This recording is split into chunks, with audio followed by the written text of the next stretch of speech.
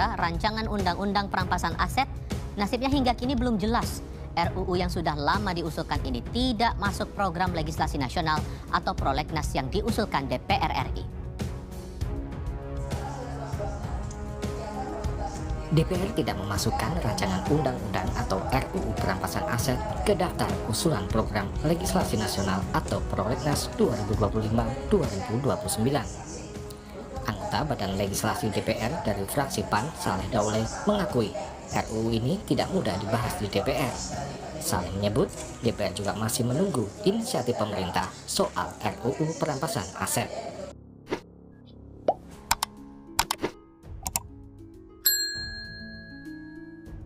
Assalamualaikum warahmatullahi wabarakatuh. Balik lagi di kajian online. Sebuah harapan baru kembali muncul setelah Presiden Prabowo Subianto mengungkapkan, meminta dan juga mendesak Dewan Perwakilan Rakyat Republik Indonesia untuk segera memulai pembahasan RUU perampasan aset. Sebelumnya beredar kabar juga bahwa RUU perampasan aset ini akan di take over oleh pemerintah, diganti menjadi Perpu atau Peraturan Presiden Pengganti Undang-Undang, dikarenakan kinerja dari Dewan Perwakilan Rakyat kita yang memang terbilang sangat telat untuk bisa mengesahkan satu RUU. RUU ini sejatinya telah dimulai dicetuskan oleh pemerintah sejak tahun 2012, bahkan setelah surprise dari Presiden Joko Widodo turun sejak dari tahun 2023, DPR rupanya belum memulai pembahasan RUU tersebut, dan hal ini teman-teman menimbulkan kecurigaan rakyat Indonesia bahwa ada permainan besar di Dewan Perwakilan Rakyat yang memang sengaja untuk menghambat dan menghalangi pengesahan RUU perampasan aset. Hari ini teman-teman kita bakal melihat desakan dari pemerintah dan apakah langkah selanjutnya dari Presiden Prabowo Subianto untuk menanggapi terkait lambatnya pengesahan RUU perampasan aset. Informasi ini kita dapat teman-teman dari Kompas, di mana para pakar ini akan memberikan pandangannya terkait bagaimana caranya pengesahan RUU perampasan aset ini bisa disahkan, dan kalaupun misalnya memang mentok-mentoknya di DPR tidak bisa disahkan, apakah mungkin Pak Prabowo berani dan juga punya nyali untuk menjadikan RUU tersebut sebagai Perpu atau Peraturan Presiden Pengganti Undang-Undang. Dalam press release singkatnya di sini teman-teman, di video yang berjudul perampasan aset lamban disahkan, begini kata peneliti Indonesia Corruption Watch, para pakar hukum TPPU dan juga DPR. Dalam press release-nya, KPK menyelipkan harapan kepada 580 legislatif terpilih yang sudah disahkan menjadi anggota DPR periode terbaru 2024-2029. KPK berharap hati wakil rakyat memiliki komitmen kuat untuk segera mengesahkan RUU perampasan aset tindak pidana menjadi undang-undang. Tessa mengatakan pengesahan RUU perampasan aset menjadi undang-undang bakal semakin mengoptimalkan pengembalian kerugian negara akibat korupsi. Tidak hanya KPK, sebelumnya Presiden Joko Widodo juga meminta DPR segera menyelesaikan pembahasan rancangan undang-undang mengenai perampasan aset. Menurut Presiden, dalam membahas RUU perampasan aset, harusnya respon DPR bisa secepat ketika merevisi Undang-Undang Pilkada yang menuai polemik beberapa waktu yang lalu. Menanggapi desakan itu, Ketua DPR RI Puan Maharani memberikan komentar pendek soal RUU perampasan aset. Dia meminta publik untuk menilai nantinya usai sidang paripurna. Seperti diketahui, hingga masa kerja berakhir, anggota DPR RI periode 2019-2024 RUU perampasan aset belum kunjung selesai. Padahal RUU perampasan aset sudah mulai disusun sejak era pemerintahan Presiden SBY di tahun 2008. Wakil Ketua DPR RI Sufmi Dasko Ahmad menyatakan RUU yakni perampasan aset, hukum adat hingga perlindungan pekerja rumah tangga akan diusulkan masuk pada prolegnas nasional berikutnya. Secara garis besar, RUU perampasan aset tindak pidana PATP berisi aturan tentang perampasan atau penyitaan berbagai aset yang dimiliki oleh pelaku tindak pidana korupsi. Negara berwenang merampas aset baik itu berupa properti, kendaraan, maupun harta benda lain yang diperoleh secara ilegal melalui tindak pidana termasuk kejahatan korupsi. Hingga masa kerja anggota DPR RI 2019-2024 berakhir, RUU tersebut belum kunjung disahkan. Kita bakal langsung simak teman-teman video selengkapnya biar informasinya lebih lengkap dan juga bisa tersampaikan secara meluruh kepada Anda semua. Komisi Pemberantasan Korupsi KPK menyelipkan harapan kepada 580 anggota legislatif terpilih yang sudah sah dilantik menjadi anggota DPR RI periode 2024-2029. KPK berharap wakil rakyat memiliki komitmen kuat untuk segera mengesahkan rancangan undang-undang RUU Perampasan Aset Tindak Pidana menjadi undang-undang. Juru bicara KPK Tessa Mardika menyatakan pengesahan RUU Perampasan Aset menjadi undang-undang bakal semakin mengoptimalkan pengembalian kerugian negara akibat korupsi. KPK berharap, sebagaimana yang tadi sudah disampaikan atau ditanyakan, pengesahan RUU Perampasan Aset menjadi prioritas sehingga kita meyakini pemberantasan korupsi sebagai law enforcement sekaligus dapat menjadi aset recovery yang optimal dan efektif bagi penerimaan negara melalui PNBP. Tidak hanya KPK, sebelumnya Presiden Joko Widodo juga meminta DPR segera menyelesaikan pembahasan rancangan undang-undang mengenai perampasan aset. Menurut Presiden, dalam membahas RUU Perampasan Aset, seharusnya respons DPR bisa secepat ketika merevisi Undang-Undang Pilkada yang menuai polemik beberapa waktu lalu. Respon yang cepat adalah hal yang baik, sangat baik, dan harapan itu juga bisa diterapkan untuk hal-hal yang lain juga yang mendesak. Misalnya seperti rancangan undang-undang perampasan aset yang juga sangat penting untuk pemberantasan korupsi di negara kita juga bisa segera diselesaikan oleh DPR. Menanggapi desakan itu, Ketua DPR RI Puan Maharani memberikan komentar pendek soal RUU Perampasan Aset. Dia meminta publik untuk melihat nantinya usai sidang paripurna. Kita lihat nanti setelah DPR bersidang. Ya, cukup. Seperti diketahui hingga masa kerja berakhir untuk anggota DPR RI 2019-2024, rancangan Undang-Undang RUU Perampasan Aset belum juga selesai. Padahal RUU Perampasan Aset sudah mulai disusun sejak era pemerintahan Presiden SBY tahun 2008. Wakil Ketua DPR Sufmi Dasko Ahmad menyatakan RUU Perampasan Aset, hukum adat hingga perlindungan pekerja rumah tangga akan diusulkan masuk pada program legislasi nasional berikutnya. Dua undang-undang itu perampasan aset dan hukum adat memang belum pernah dibahas pada periode lalu. Kita akan masuk ke prolegnas untuk periode depan. Nah, khusus untuk PPRT karena ini sudah ada tahapan yang jalan, itu dalam rangka menindaklanjuti kita akan carry over pada periode depan.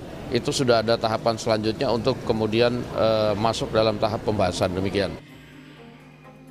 Secara garis besar, RUU Perampasan Aset Tindak Pidana atau PATP berisi aturan tentang perampasan atau penyitaan berbagai aset yang dimiliki oleh pelaku tindak pidana. Negara berwenang merampas aset, baik itu berupa properti, kendaraan, maupun harta benda lain yang diperoleh secara ilegal atau melalui tindak pidana kejahatan, termasuk tindak korupsi. Tim Liputan, Kompas TV. Saudara, hingga masa kerja anggota DPR RI 2019 hingga 2024 berakhir, RUU Perampasan Aset belum juga disahkan. Padahal RUU ini sudah disusun sejak 2008 yang lalu di era Presiden SBY. RUU Perampasan Aset ini dianggap penting sebagai dasar hukum negara untuk merampas aset milik pelaku tindak kejahatan, terutama kejahatan korupsi. Yang menjadi pertanyaan selanjutnya, mengapa RUU ini lamban disahkan?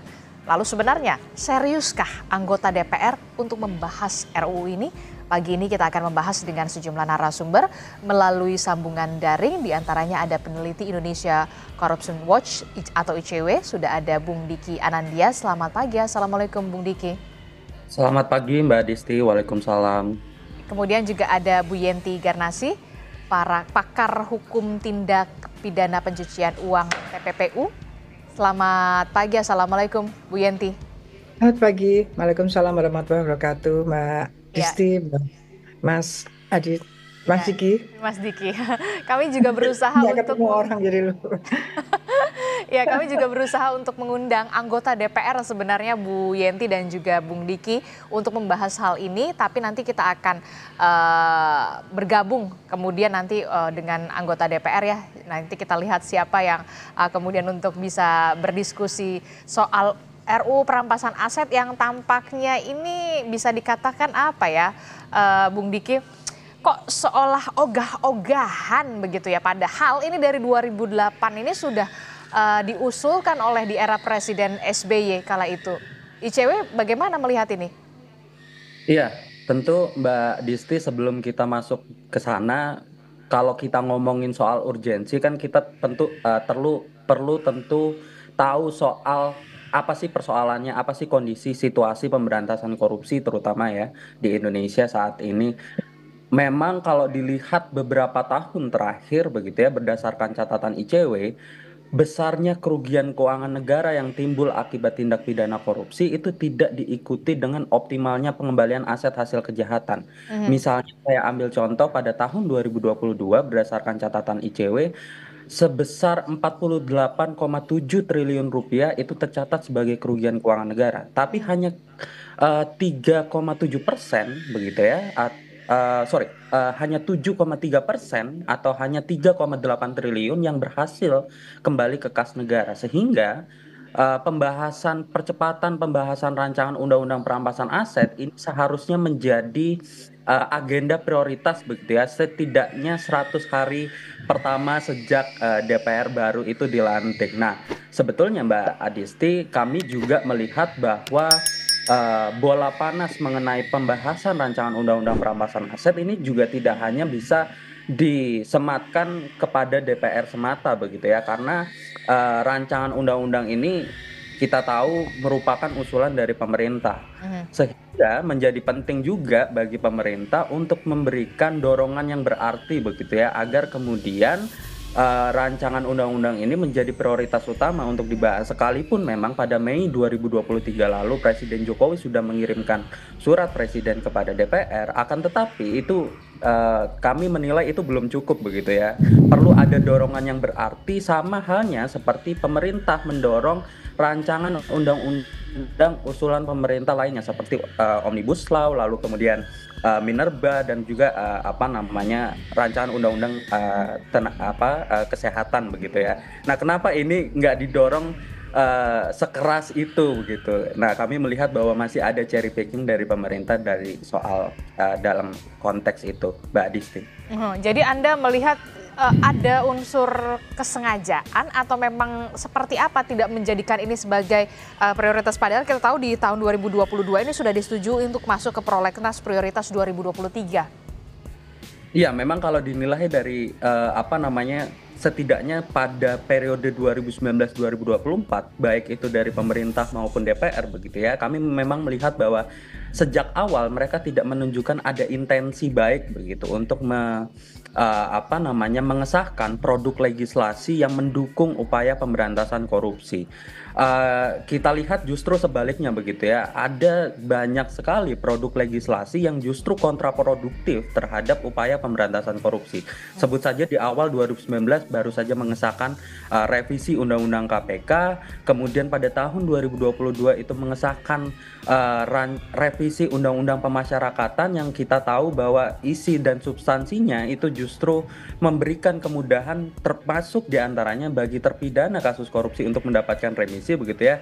Tapi justru begitu ya, beberapa produk legislasi dalam bentuk rancangan undang-undang itu nggak menjadi prioritas utama untuk dibahas. Selain RUU perampasan aset, kita tentu tidak bisa lupa dengan rancangan undang-undang pemberantasan transaksi uang tunai yang juga punya spirit untuk mendukung upaya pemberantasan korupsi. Jadi kami memang melihat bahwa periode 2019-2024 baik itu oleh DPR maupun pemerintah tidak ada intensi sedikit pun untuk membahas atau merancang begitu ya produk legislasi yang mendukung upaya pemberantasan korupsi, Mbak Disti. Oke, miris memang kita mendengar ini tidak ada intensi dari pemerintah dan juga DPR khususnya untuk bisa benar-benar serius kemudian memperhatikan soal undang-undang perampasan aset ini, Bu Yenti. Iya. Seperti tadi disampaikan, bahkan saya dan beberapa teman itu terlibat intens ya waktu itu ya 2008. Artinya apa? Mulai 2006 kita membahasnya, Mas ya. 2006, 2008 itu kita sudah punya yang hampir jadilah. Pada waktu itu kita sudah sampai dengan ini aset recovery ini mau diterjemahkan apa? Perampasan aset atau atau pemulihan aset. Udah sampai seperti itu, katanya semuanya sudah gitu. Tinggal ini apa enaknya ya gitu ya. Karena apa kadang-kadang kan judul itu penting juga untuk kita ya. Nah itu. Jadi sebetulnya begini, kalau kita itu niat, negara kan harus niat adanya keinginan untuk tidak dikorup, untuk tidak ada korupsi. Dan itu Undang-Undang Pemberantasan Korupsi itu sudah diawali tahun 50 berapa ya? 56 ya? Yang undang-undang dari Angkatan Darat itu kan. Artinya sudah sejak awal ketika kita merdeka ternyata yang mengkhawatirkan itu yang akan mengganggu kita adalah korupsi. Maka adalah produk itu, produk untuk pemberantasan korupsi. Saat ini posisi kita di 34 angkanya. Itu turun dari 48 ya. 44 turun ke 34, 38 terus 34. Artinya kita sudah sangat korup lah ya. Kita sudah sangat korup. Nah, kita harus tahu tujuan pemberantasan korupsi itu untuk apa sih? Ya untuk kesejahteraan rakyat. Karena korupsi itulah yang menghalangi rakyat sejahtera. Ya kan korupsi itu banyak, termasuk yang berkaitan dengan SDA dan sebagainya kan, bukan hanya sekedar pembangunan, di mana sebetulnya SDA yang melimpah itu adalah menjadi hak rakyat untuk bisa menikmati dan bisa sejahtera. Nah, bagaimana caranya? Jadi pemikiran kita adalah menangkap koruptornya dan mengambil hasil kejahatannya. Itu bukan masalah urgent dan tidak urgent, yaitu memang tujuan utamanya. Artinya kita punya perangkat bagaimana menangkap pelakunya, mengungkapkan. Kita punya undang-undang tindak pidana korupsi, kita punya undang-undang peradilan korupsi, undang-undang pengadilan tipikor, kita punya LPSK. Itu semua adalah paketnya ya. Kemudian kita turun kepada kita tidak hanya menangkap koruptornya, tapi kita juga harus memulihkan keadaan rakyat yang dirugikan, negara yang dirugikan karena korupsi, yaitu dengan undang-undang aset recovery. Caranya bagaimana? Harus punya undang-undang TPPU, begitu. Karena dalam antara undang-undang aset recovery dan undang-undang TPPU itu sangat sejalan. Jadi ketika kita mempunyai perangkat undang-undang, kemudian ada lembaga yang melengkapi, yaitu antara lain PPATK, kemudian kita langsung mau tidak mau waktu itu karena kita ada tekanan internasional yang kita harus punya undang-undang TPPU kan gitu ya, karena TPPU kan tidak hanya korupsi ya. Nah, ini kan melengkapi upaya kita untuk memberantas korupsi, yaitu berkaitan dengan dirampas kembali, yang masyarakat mengatakan bahwa dimiskinkan kembali dari hasil kejahatan yang dari uang rakyat yang seharusnya menjadi haknya rakyat, yaitu undang-undang aset recovery. Di dalam undang-undang aset recovery dan TPP itu sejalan karena di sana diatur mengenai mulai dari tracing aset, itu gimana tracingnya, itu harus sama dengan undang-undang TPPU. Setelah itu bisa jangan membedakan antara aset forfeiture dan aset seizure. Aset forfeiture adalah proses-proses pada waktu penyitaan, pada waktu belum putusan pengadilan. Nanti kita akan berbicara tentang kewenangan pengadilan dalam hal pemutusan siapa yang mempunyai hak atas korupsi yang terbukti tadi ya kan. Nah, dalam aset recovery, aset forfeiture tadi diatur mulai dari manajemen aset. Jadi ketika di penyidikan itu bagaimana di manage-nya, bagaimana di manage-nya, apakah itu harus disimpan saja ataukah waktu itu ya kita sudah bicara, atau di saat itu juga waktu penyidikan sudah dilelang kan gitu. Jadi yang disimpan itu adalah uang hasil lelang. Itu ada resiko karena memang orang sudah terlibat indikasi adanya korupsi. Kemudian aset sharing, uang-uang hasil korupsi nanti yang berkaitan dengan putusan pengadilan mau kemana gitu kan. Kembalikan kepada siapa? Tidak boleh kembalikan kepada negara begitu saja. Harus dikembalikan ini korupsinya di mana. Kalau ini korupsinya di PUPR, kembalikan ke Kementerian Negara Secure PUPR. Artinya apa? Kalau kembali ke keuangan negara lagi, rakyat yang tadinya harus menikmati adanya fasilitas berkaitan dengan pembangunan, jadi hilang. Kembali ke PUPR, kembali ke Kementerian Keuangan, bukan begitu. Ya teman-teman, barusan kita telah mendengarkan perkataan atau ini pandangan para pakar baik dari ICW dan juga pakar politik terkait pengesahan RUU perampasan aset yang memang hingga detik ini teman-teman belum bisa disahkan. Bahkan pembahasannya juga belum dimulai oleh DPR periode 2024-2029. Kita tentu berharap, sangat berharap teman-teman ini para dewan terhormat kita bisa sadar akan pentingnya RUU perampasan aset dan juga melakukan pemberantasan korupsi. Karena kalau misalnya DPR sendiri tidak mau melakukan pemberantasan korupsi, maka siapa lagi yang akan membela rakyat Indonesia?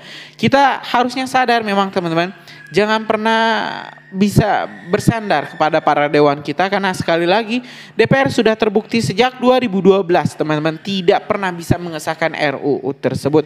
Mungkin karena takut dirinya yang nanti akan kena dimiskinkan atau hartanya bakal disita oleh negara saat ketahuan korupsi skandal-skandalnya. Banyak sekali korupsi yang memang sudah terjadi sejak tahun 2023 saja. Menurut informasi sudah terjadi 76 kasus besar yang menimpa Dewan Perwakilan Rakyat, dan ini mengakibatkan ratusan anggota DPR, termasuk teman-teman ini salah satu ketua DPR yang dulu Setia Novanto juga ditahan atau ya mungkin ini sudah dipenjara, dibui dan terbukti bersalah melakukan tindak pidana korupsi. Itu aja informasi kita hari ini. Bagaimana pendapat teman-teman? Setujukah dengan pandangan para pakar yang memang harus ini harga mati RUU perampasan aset ini disahkan, ataukah mungkin kita memang harus perlu waktu, perlu kembali bersabar menunggu para dewan kita bekerja sepenuh hati ya teman-teman untuk bisa mengesahkan RUU ini? Tulis pendapat Anda di kolom komentar. Terima kasih. Assalamualaikum warahmatullahi wabarakatuh.